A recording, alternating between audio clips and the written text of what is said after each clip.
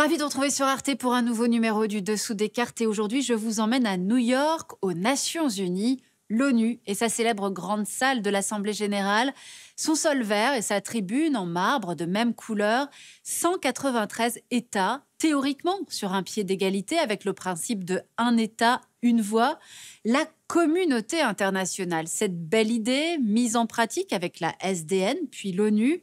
Sauf qu'au fil du temps, force est de constater qu'un certain nombre de dirigeants désinvestissent cette institution. Certains chefs d'État ne font même plus le déplacement en septembre pour l'ouverture de la session annuelle, comme si l'ONU n'avait plus suffisamment de poids politique pour créer des consensus quand le droit international est bafoué. On l'a vu avec l'invasion russe de l'Ukraine. La faute, sans doute, nous le verrons, à une institution qui ne s'est pas réformée, notamment à travers son Conseil de sécurité et le principe du veto, tandis qu'on assiste en parallèle à une fragmentation du monde en plusieurs blocs. Alors l'ONU est-elle définitivement à bout de souffle? Sortons nos cartes. L'Organisation des Nations Unies, 193 États membres, est installée à New York. Son secrétaire général, actuellement le Portugais António Guterres, a ses bureaux au 38e étage du célèbre bâtiment, construit entre autres par Niemeyer et Le Corbusier. L'ONU a succédé à la SDN, première organisation de sécurité collective créée en 1919 par le traité de Versailles à Genève. Suite aux conférences de Moscou, Téhéran et Yalta, l'ONU naît le 26 juin 1945 à San Francisco. Ses fondateurs sont les vainqueurs de la guerre, États-Unis, URSS, Chine, France et Royaume-Uni, plus les 46 autres États de l'époque. Leur but, empêcher une nouvelle guerre mondiale. Suite à la décolonisation puis la fin du bloc de l'Est en 1989, l'ONU a vu son nombre d'États membres quadrupler jusqu'à 193 États aujourd'hui. Sa charte définit 5 organes principaux. L'Assemblée générale est le lieu des grands débats entre États égaux de l'Afghanistan au Zimbabwe. Elle élit tous les 5 ans le secrétaire général, 9 depuis 1946, qui gère et représente l'organisation.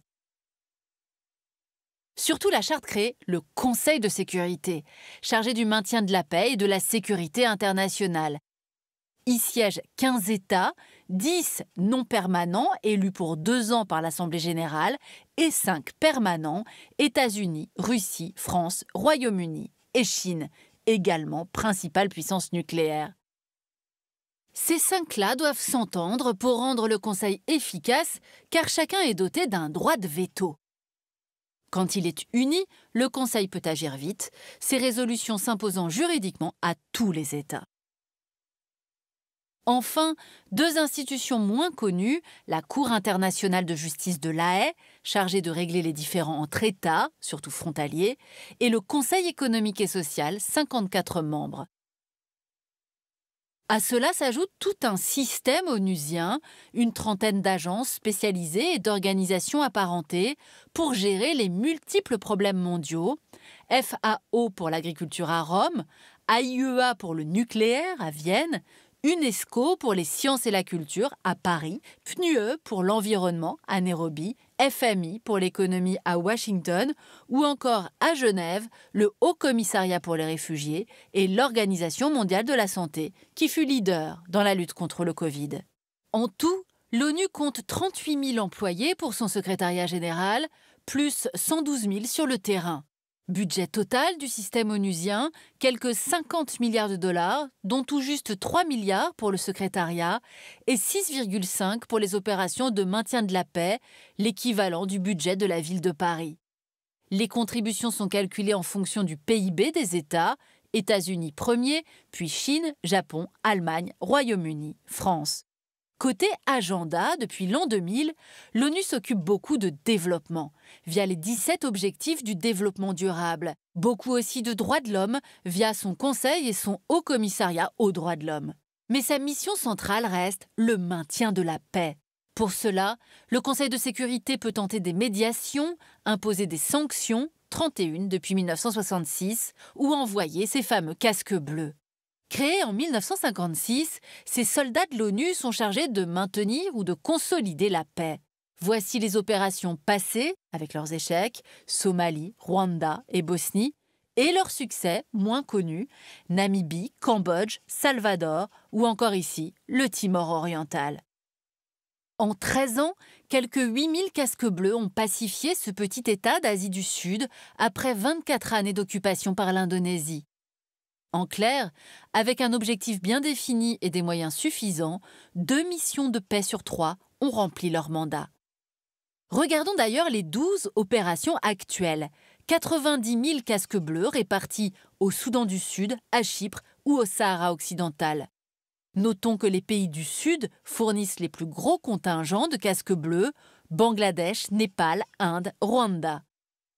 La mission la plus importante, la MINUSMA au Mali, jusqu'à 17 500 hommes, fermera ses bases fin 2023. La junte militaire malienne lui ayant retiré son consentement et le Conseil de sécurité ayant voté sa fin. On l'aura compris, pour pouvoir agir, l'ONU dépend de la bonne volonté de ses États membres. Or, depuis une dizaine d'années, Occident, Russie et Chine se divisent au Conseil de sécurité, notamment lors des guerres au Yémen, en Syrie et bien sûr en Ukraine. Une désunion qui bloque l'ONU. Voyons comment. Voici le nombre de vétos utilisés au Conseil de sécurité de 1946 à 2023. L'URSS puis la Russie en ont utilisé 148, les États-Unis 86, le Royaume-Uni 30, la Chine 19, la France 18. Certes, lors de la guerre des 6 jours, du Koweït ou en Libye, les grands ont réussi à s'entendre. Mais pendant la guerre froide et jusqu'à aujourd'hui, les 5 grands ont eu recours au veto, y compris les démocraties, pour défendre leurs intérêts. Exemple, le veto britannique lors de l'attaque des Malouines par l'Argentine en 1982, ou encore les vétos de la France au sujet de ses colonies en Algérie ou aux Comores. Mais précisons que Paris et Londres n'ont plus utilisé leur veto depuis 1989 et que la France demande depuis 2013 qu'on interdise le recours au veto en cas d'atrocité de masse. Les ambassadeurs de l'ex-URSS devenus Russie ont longtemps été surnommés les Monsieur Niet, en raison de leur veto concernant le bloc de l'Est, puis plus tard au sujet des conflits syriens et ukrainiens. La Chine, elle, met souvent son veto au sujet du Tibet et de Taïwan. Et les États-Unis sur les sujets concernant le Vietnam ou Israël. Mais après les attentats du 11 septembre, en février 2003, c'est le gouvernement de George Bush qui est accusé de ne pas respecter la règle onusienne. Soutenu par le Royaume-Uni et une quarantaine d'États, il décide de se passer d'une autorisation du Conseil de sécurité pour intervenir militairement contre l'Irak du dictateur Saddam Hussein. Les États-Unis, qui ont toujours été pourtant le principal pays financier de l'ONU, mais qui n'ont jamais, à ce jour, adhéré à la Cour pénale internationale. Sans oublier la tentation isolationniste des années Trump, avec notamment la sortie des accords de Paris sur le climat, sortie annulée ensuite par l'administration Biden. Mais depuis 2011, c'est surtout la Russie de Vladimir Poutine qui bloque les actions de l'ONU. Depuis la révolution en Syrie, Moscou n'a soutenu que 3 résolutions sur le sujet, utilisant 15 fois son veto pour empêcher les sanctions contre son allié Bachar el-Assad, des enquêtes sur l'utilisation d'armes chimiques ou la prolongation de l'aide humanitaire aux civils du Nord-Ouest. En Ukraine, ce sont les vétos d'une Russie de plus en plus autoritaire qui, dès 2014, ont empêché la désescalade en Crimée et dans le Donbass. Quant à l'invasion de février 2022, c'est une violation explicite de la charte de l'ONU. À noter que depuis 2011, Moscou et Pékin ont utilisé 11 fois ensemble leur droit de veto. La Chine qui a profité du désengagement américain des années Trump pour avancer ses pions. Depuis 2019, Pékin est devenu le 2e contributeur financier de l'ONU, après les États-Unis, et même première en nombre de casques bleus fournis par les 5 grands. La Chine s'est par ailleurs faite élire à la tête de 4 organisations du système ONU qui fixent les normes de grands réseaux mondiaux, l'Union internationale des télécommunications, la FAO et les organisations pour le développement industriel et l'aviation civile. Pékin entend ainsi diffuser sa vision des relations internationales où les États n'interfèrent pas dans leurs affaires intérieures respectives. Alors face à cela, faut-il réformer le Conseil de sécurité imaginé en 1945 ? Comment défendre 2 sièges permanents pour la France et le Royaume-Uni, mais aucun à toute l'Afrique ni à l'Amérique latine ? Et quid de l'Inde, du Brésil, de l'Allemagne ou du Japon ? Sauf que dans les faits, la Chine ne veut pas d'un siège pour ses rivaux indiens et japonais. Et les États africains n'arrivent pas à se mettre d'accord entre le Nigeria, l'Afrique du Sud et l'Égypte. Résultat, depuis 30 ans, aucune réforme n'a abouti. En parallèle, les grandes puissances renforcent leurs organisations régionales, OTAN et Union européenne pour l'Occident, Union africaine pour l'Afrique, Organisation du traité de sécurité collective pour Moscou, Organisation de coopération de Shanghai pour la Chine. Il n'empêche, l'ONU reste indispensable pour que tous les États puissent traiter ensemble les défis de demain, changement climatique, désinformation, pandémie, intelligence artificielle, sans oublier bien sûr la faim et les réfugiés. L'ONU serait-elle donc devenue un nain politique, une simple agence supranationale traitant les problèmes climatiques, humanitaires et sanitaires sans éviter les conflits?